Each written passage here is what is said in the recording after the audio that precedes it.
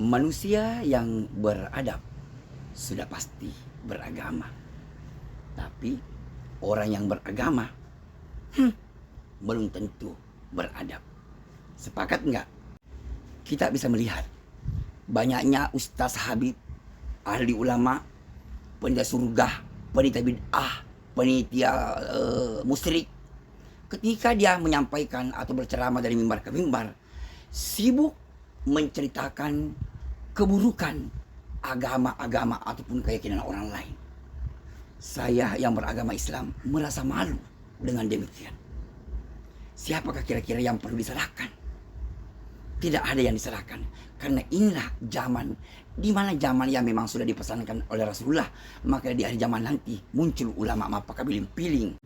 Wahai anak-anakku, saudaraku melebihi, ketika engkau mencari baik jati dirimu, Tuhanmu, lalu kamu belum ketemu, asyhadu pe makuna elis ku pe riada memulangi nasabah ada tongenge tengkai riada memulangi tabe bija mapi deceng.